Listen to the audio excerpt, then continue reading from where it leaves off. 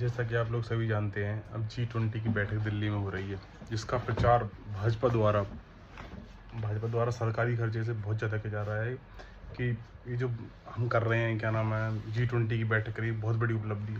मैं बताना चाहता हूँ अपने सभी साथियों को कि ये कोई उपलब्धि नहीं है, एक रूटीन इवेंट होते हैं जो हर कंट्री में अलग अलग कंट्री इनको प्रायोजित करती रही समय समय पर, जो भी G20 में देश आते हैं। तो इसमें कोई इतनी बड़ी उपलब्धि नहीं है। अभी इसके बाद जो भारत के बाद अभी दूसरे देश को इसकी G20 के अध्यक्षता का मौका मिलेगा, तो उस देश में नहीं है कहीं पर भी इस तरह की जो हमारे देश में दिखाया जा रहा है कि मोदी जी ने G20 की अध्यक्षता कर रहा है हमारा देश, और उसको हमारे देश में कर रहे हैं।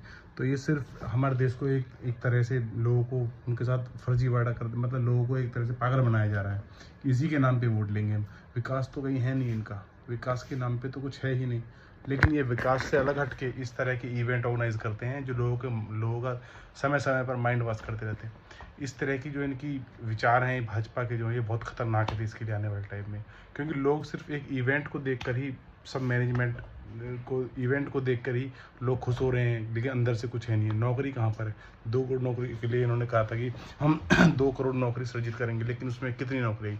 उल्टा जो हमारे डिपार्टमेंट्स में सेंट्रल गवर्नमेंट में जो रिक्तियाँ होती थी, नौकरियाँ होती थी, उन्होंने ख़त्म कर दिया उनको धीरे धीरे।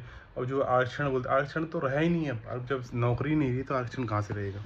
तो मैं तो सीधे सीधे देशवासियों को बताना चाहता हूँ कि जो भाजपा समय समय पर नकली प्रोपेगेंडा लाती रहती है देश में, और उन पर अपनी उपलब्धियाँ बताती है, तो उनको हमें सोचना पड़ेगा, गंभीरता से लेना पड़ेगा, क्योंकि ये हश्र बहुत जल्दी बहुत ही खतरनाक रूप लेने वाला है।